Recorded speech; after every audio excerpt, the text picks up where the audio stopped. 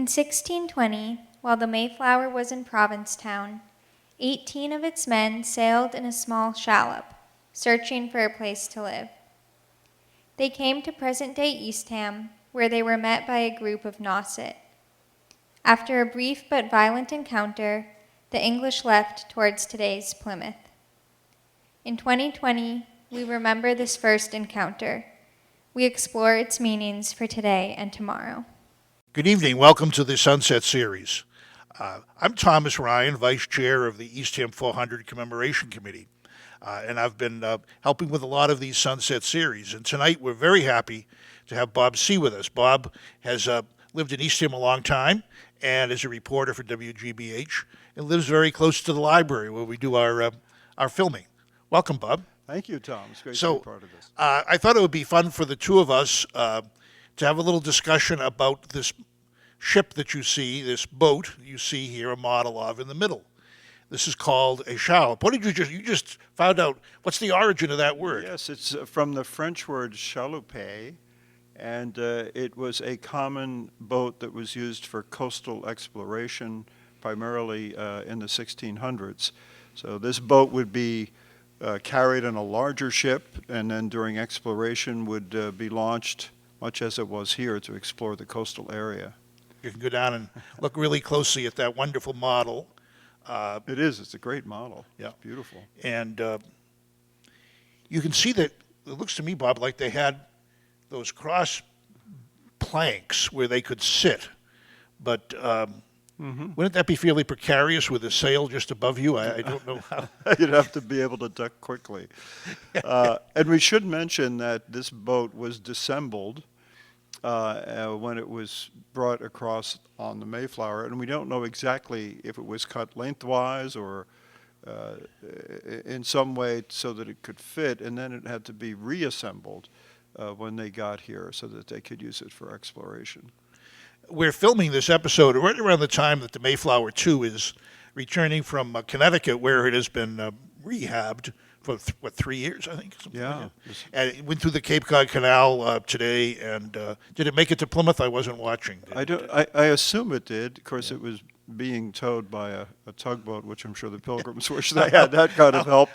And quite a crowd, I guess thousands of people lined the canal to see it. So there's a lot of interest. Kind of not that majestic to have to be towed by a 20th century tugboat. Right. And even when you see the pictures of that Mayflower 2, and you wonder how could you put 100+ people plus this on there? It's an amazing thing. And the mast must have been in several parts also, right? Right. Yeah, I'm sure they had it all taken apart, and the oars, which they had as well. But we were remarking how many men could have been on it at the time. And that's one of the things we'll be talking about is, do we really know how many were on it? Yeah, I understand. Now, you've been living here longer than me. So tell me, have you studied those plaques at the beach? Well, I remember the first plaque, which talked about the band of pilgrims being attacked by hostile Indians. And then that plaque was replaced in 2001, which stated that it was the Nauset tribe of the Wampanoag Nation defending their culture. So that's a very interesting change, and what are we talking about? 100 years, basically. Well, right? it's 100 years. That would have been 80 years. 80 years, where a different perception of what took place, and it's documented. I guess the old plaque we still have somewhere, right, in town. It's behind the Town old Hall. plaque. This is we're not supposed to say this, but I'll just say it anyway. It's up the hill, up the sand dune, on the north side of that parking lot at First Encounter Beach. Protected it's filled by with poison ivy. So, and it's not maintained well purposely, so you don't walk on the dunes. It's not. I am not recommending going up that hill, but it's up there, hiding behind the poison ivy. Yeah. And this is an interesting fact we don't often allude to because we're rushing on Route 6 or turning the corner onto Samoset Road at the Superette at the windmill. On the front lawn of Town Hall, on the northwest corner of Town Hall, is a boulder with the same plaque. Oh, okay. And I thought there was. It doesn't say on this site. It says not far from this site. Hostile Indians. Yeah. So it's right there. in full view, except, of course, we're not looking that way when we're at that intersection. Right. And you must pass through that intersection Quite a multiple bit. times a day. Quite a bit. So you and I were looking at these, the wording of the plaques, and how many do we count? I think 17 names on the plaques.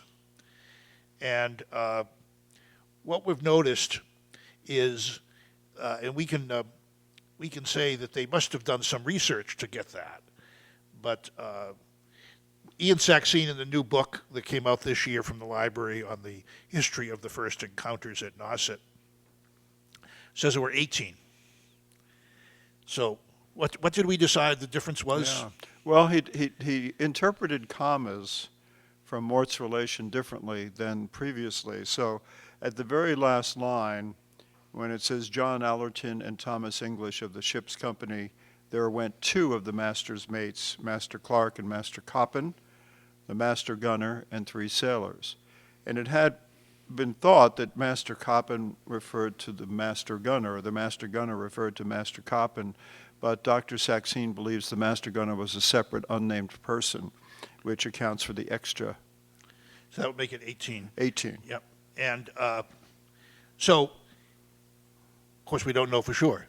The Bradford's off Plymouth Plantation doesn't give us that detailed information, and Mort's relation gives us that comma that we don't know whether it's an additional man or a adjectival phrase describing the previous name. So Right. we don't know that. But they were all led by Miles Standish. So in a sense, they knew they were probably going to encounter, as they referred to them, savages, which they had seen in when they landed in Provincetown. So they were, I guess, prepared for an eventuality of some kind of encounter. And could you imagine in the cold rain, icy rain, wearing the armor on that open deck of that little shallop? I know. And dealing with, of course, you know, they were at the mercy of the storm right after the first encounter, which blew the mast off the ship. Yeah, we if you read the off Plymouth Plantation, you read it real slow, not just skipping over the details. You see that that morning they knew they had to get out of here because of the tidal flats, right? So the tide was going out, and if they didn't get out soon, we all know what happens if you're on there. You're there for 10 hours until, Right. and so they got out and they lost their rudder. And they were with their oars trying to steer it as well as propel it. And actually, they can't propel it. The ocean, the storm is propelling it. And luckily, it must have been winds pushing them towards Plymouth. And then they lost the mast. The sail collapsed down, and they were blown into Plymouth Harbor. So we have 2 maps we're showing you as we close this segment. One map shows them coming down the route from Plymouth down the coast past Wellfleet. No stop in Wellfleet. From Provincetown down Yeah. the coast, I'm right? sorry, Provincetown, I'm sorry. Right, and they're exploring for possible place to live. Fresh water, Fresh good water, ground, right. fertile land. Yeah. So they're coming down from Provincetown, excuse my mistake before, and past Wellfleet, come down here on the morning of December 8th, and then get out of here fast. And I understand at the time they were headed toward Barnstable. That was sort of the next harbor they were going to investigate, but that's before they lost the rudder and sail. I understand that the Yarmouth and Barnstable Historical Societies are actually on December 8th this year. Really? Maybe, I don't know what they're doing with COVID-19, but we're planning an event of what if. Supposing there hadn't been a storm, Right. would we have been the Right. new Plymouth here? Well, it blew into Plymouth And, Harbor. but of course, if the wind were blowing, you know, directly from the south, the Pilgrims might have just kept going. To Nova Scotia, Halifax. Right. And so we have there then the map of Plymouth Harbor. You'll see the little island, Clark's Island, Right. where they landed. Thank you very much for joining us in the Sunset Series. My name is Joanna Hollick. I'd like to share an invitation with you regarding Eastham 400's other series, the Campfire Series. The Campfire Series is a series of hour-long presentations each Sunday in July and August that delve more deeply into some of the topics that we discuss here on the Sunset Series. I am happy to share that 2 of our campfires will be held in person. On Sunday, August 16th and Sunday, August 30th, these campfires will take place at the Eastham Windmill at 6 p.m. Presentations feature John Hanlon, who has led the campfire programs at Cape Cod National Seashore for the last 20 years, and Linda Coombs of the Aquina-Wampanoag tribe. Admission is free, but registration is required.